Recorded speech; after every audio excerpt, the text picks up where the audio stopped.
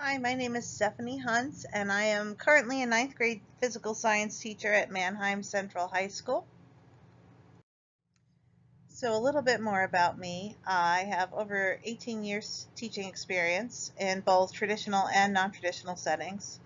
Right now, along with being a freshman physical science teacher, I also help coach our school's Science Olympiad team, and our school district has asked that I create a physical science online course as part of our school's online curriculum. So this grad school class is very relevant to me.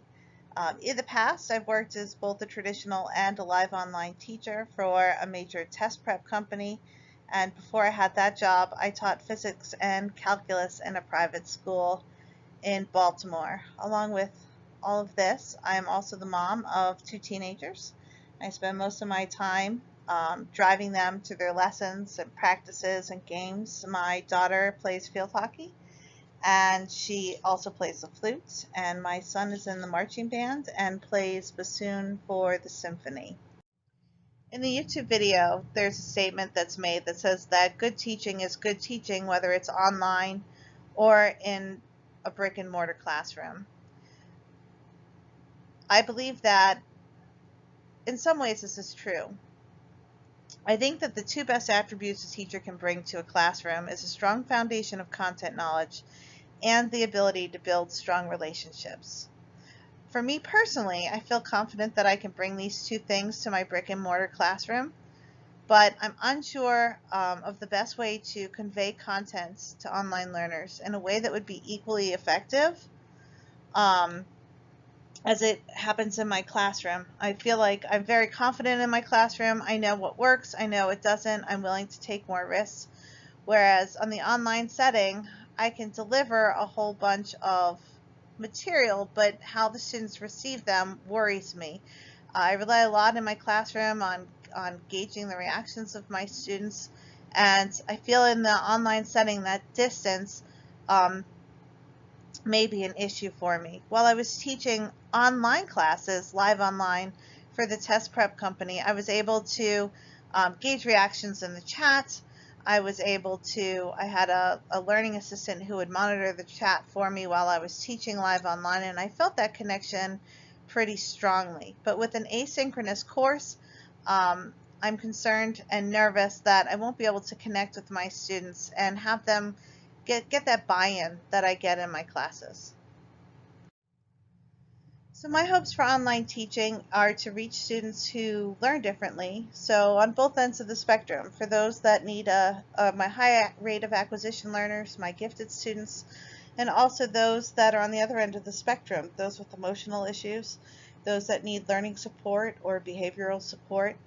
I find that the customization that we were allowed to do on an online classroom could be very beneficial to those students.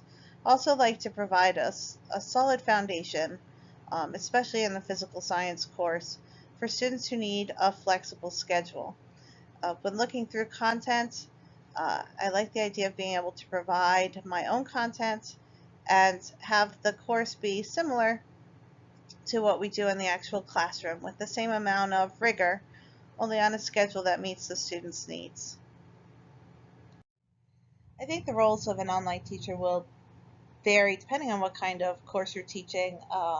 It would look different, of course, if you're teaching a live online class versus an asynchronous class. It would also depend on, can you control your content? Are you able to differentiate? Are you able to pick the resources that you have in your course?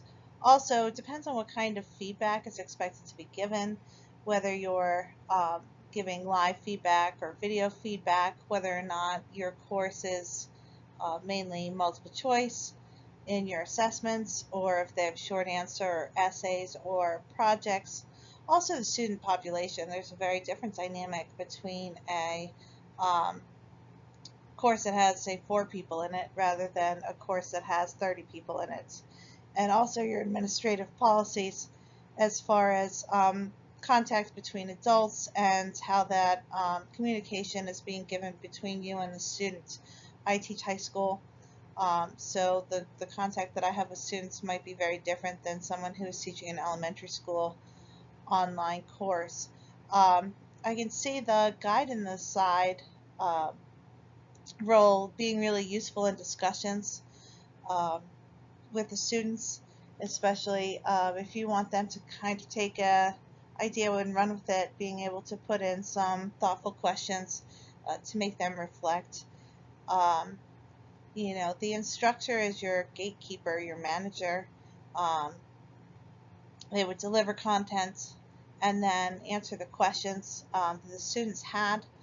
Um, if you had an online face-to-face class, the group process facilitator would be someone who would lead the activities and organize the threads in the group, and there'd be lots of interaction.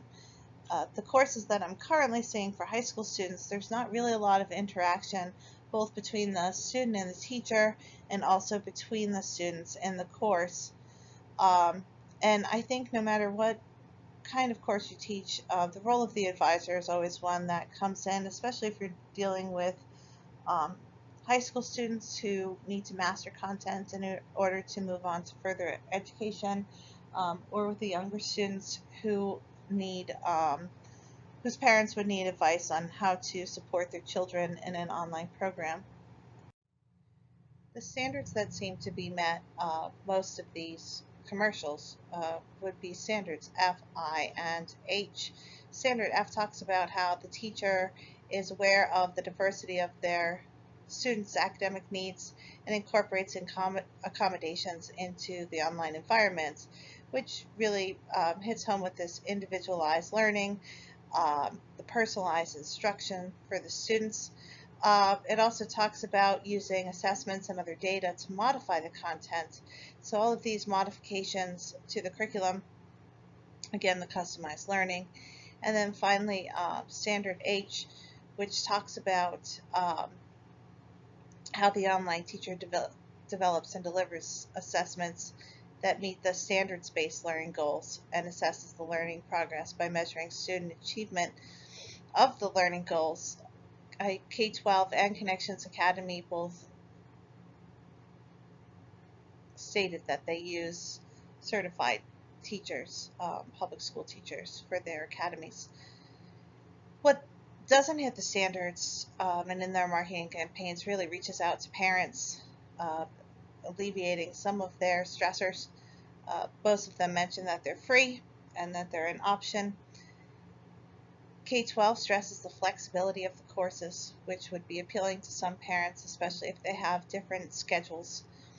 Connection Academy alleviates the stress of parents of lacking that social interaction with their peers. They talk about having clubs and activities and how it develops the whole child. It's much more of a um, holistic approach to their marketing campaign, and sure, that comes from parents' anxieties about pulling their kids out of a traditional public school.